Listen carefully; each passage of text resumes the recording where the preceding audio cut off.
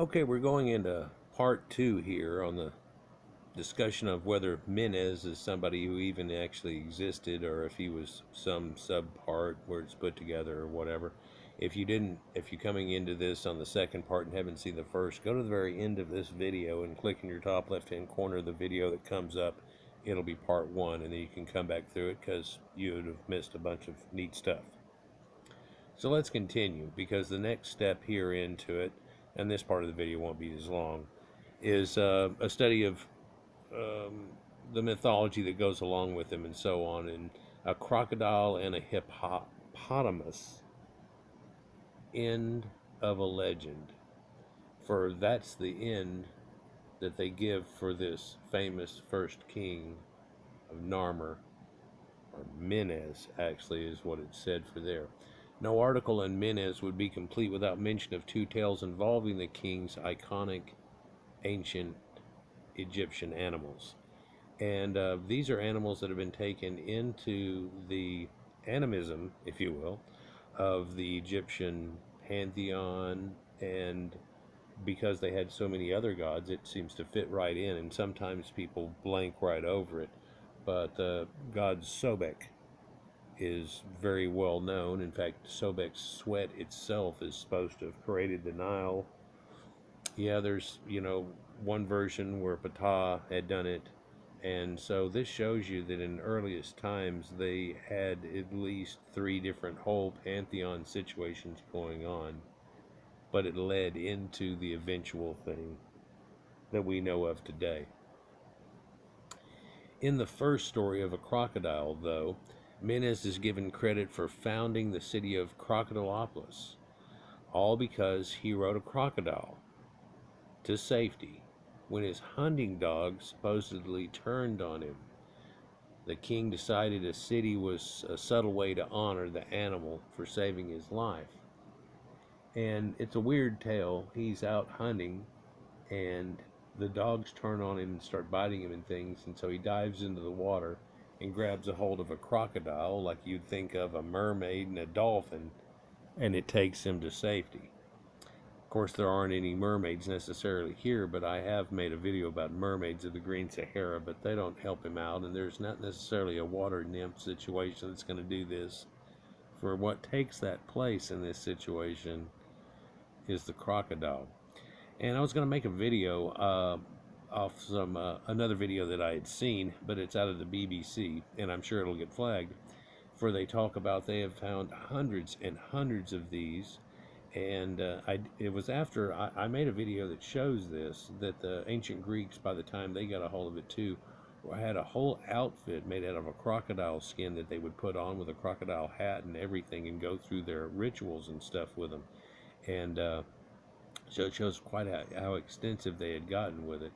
And these are actual crocodiles that are bound up and preserved just exactly as mummies are, and quite often buried along with them and so on. You talk about apis bulls and all these type things that they used. There's this situation here too. And a lot of people have said, well, it helps deify them, and then in that whole, Book of the Dead, whenever they're on the way and they weigh their souls, either a hippopotamus or an alligator combination guy goes, he eats their soul and stuff. So this might show that something went wrong at his end. And somebody I talked to years ago, again, this wasn't my field of study and getting into it, and just like some Greek people, they get way off into it so deep, you'd have to be into it that deep to make the conversation with them, was talking about it and how the crocodile is, well, that video, let me try to go back to that video that I was going to do on BBC shows that this is not the same species that they have here mummified as the Nile crocodile, which we think of today, which is pretty much, it's a huge guy and very aggressive and will yank people in the water and stuff. This is nowhere near as aggressive as that. It's much more on the line of a caiman type of crocodile, but in large size. And that in that video it says that they spread all the way through the Green Sahara and all of the riverlets that go through there all the way over to Morocco and stuff at a time, and there's still some existing ones that are here, and there's ones that are there, but at one time they had spread over the part, and that they had actually domesticated these things to the point that they were extremely handleable. Well, Caucasians do amazing things. They've domesticated a killer whale to the point that you can give him hand signals and he does little tricks for you like a puppy, and you can grab on his back and zoom underwater and wee out of the water, and all. It's incredible. But they've also killed some people just from playing around with them. So it's really shouldn't be messed with. And things like that go on. But another harsh concept here. I'll try to get back to the girl. But another harsh concept here is this would be saying, because everybody believes, like it was said in the first part of the video, if you saw it, that he lived for 80 years or so, or more. And while that's not unheard of, Ramsey's getting up into his 90s and so on, at that same time, what's he doing out hunting, and how did his dogs turn on him, and he went in the water, and then this took him? Well, in other stories, a hippopotamus kills him, right?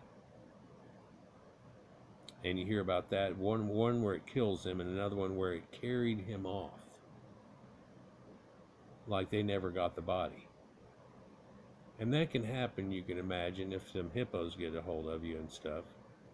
And hippos have a lot to do with Egypt and things that happened over time. For way back in the Hyksos era and everything, there was the king of Lower Egypt got mad because the hippos are making too much noise, and there's no way you could hear anything like that. It's taken out of context, if you will. But so these are crocodiles of various ages, mummified in the honor of crocodile god Sobek, the Crocodile Museum in Aswan. I'll try to go back to that girl here in a minute if I can remember what I was doing. But it's another well-known Egyptian animal that ended that life. Manetho and others write that Menes was either killed or carried away by a hippopotamus. This was considered one of the worst ways to die in ancient Egypt. His tomb lies in Saqqara, Memphis necropolis. And so Sobek, the god who sweated the Nile while creating the world, how hungry hippos started a war in ancient Egypt. So those are both those things I just talked about. Shrouded history of Nitocris was the last pharaoh of the 6th dynasty as it collapsed a woman. I think I'll do a video about that. I'll see if it's a good article and go with it. So this is a view of Saqqara necropolis. And necropolis means necro. There are bodies there. A graveyard, including Djoser's step pyramid, which is in the center. The pyramid of King Unas, which is to the left and very small in the background. And Userkaf, which is here in the foreground. Bad thing about perceptions, though, is this looks like it's probably bigger, as big as this, and this all gone away, but this is far away, and it's huge, and comparative to Djoser, it would be up about here.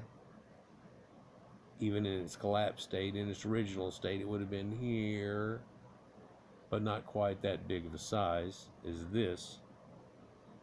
And everybody's one-upping each other back in the day, right? Even in this shot right here, you can see, because this is an older shot, and they haven't refaced this area is starting to fall in right here, you can make out this square that's right here at the bottom, and how it used to just be a mastaba. And then they circumferenced the mastaba and went into a step pyramid in the entire idea. And this sacred geometry leading to angles and so on. Following the tragic event, Jair, which is Menes' son, ascended the throne as an infant, and his widowed wife, Queen Neith-hotep, acted as a regent until the child came of age. Neith is seen as an Egyptian goddess. There was a founding goddess, and the Greeks and the Egyptians agreed by the time they were talking to each other that that god and the goddess, or that goddess and the goddess Athena, were the same thing. And it's a strange thing you can find in words. And the Phoenicians did this a lot, where they twist around and just throw consonants around and omit the vowels, and you can't make sense out of it then because it doesn't easily catch your eye. But Neath and Athena is just throwing the N over here, right? And Anath goes with the Greeks and the people of Anatolia. So that top image I talked about and showed you in the very first video was the Egyptian on chariot and crossroads of civilization exhibit at Milwaukee Public Museum. King Menes is credited with uniting upper and lower lands of Egypt through both political alliance and military means.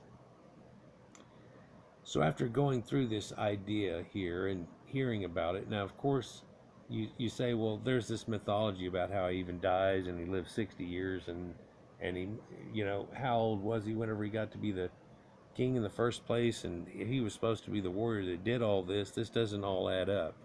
No, it doesn't. That's why it confuses and gives people problems. But at the same time, it looks like it's an epitaph that was given to people that was almost like somebody says Horus, or somebody says Ramses 1, 2, 3, 4, and carry that on, of people in the earliest of dynasties. Was there really a Menes? There might have been, but it's looked at nowadays that he might have been Scorpion 1. Scorpion 2 was Horaha, Horaha would have been Scorpion 1, and then so therefore he would have been, and try to pinpoint it out who it could have been. And it kind of falls apart, or it doesn't get a united real thought system going on there. And even the Egyptians in their tablature and their things themselves have that. But this is that point that's just like in the Sumerians, where they have this idea that all of a sudden out of nowhere the flood happens, and then there starts to be priest kings that control the land, demigods, and it fades from there, like Gilgamesh and the story that's gone along with that. And the same thing, very strangely, oddly, and similar, goes on here. But there are also children of the sun other places, and then children of the gods other places that are in place too. Anyhow, like, share, and subscribe, and let me know what you think down in the comments on whether you think Menes actually existed, Narmer exactly existed. Were they the same people? Were they a string of people that come from the age where they were trying to put it all together?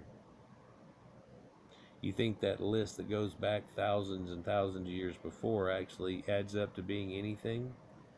Does it mention people of the lower and upper Egypt? Was there a middle at one time? Does it mention people all over the place? Is it going back to the land of Punt and the Horner area there? Is it eventually talking about Sumeria, the land of Elam, and the place where Narmer's statue that has the one-eyed blue-eyed left comes from? Anyhow, like, share, subscribe, like I said, and we'll get on to another interesting topic. Peace.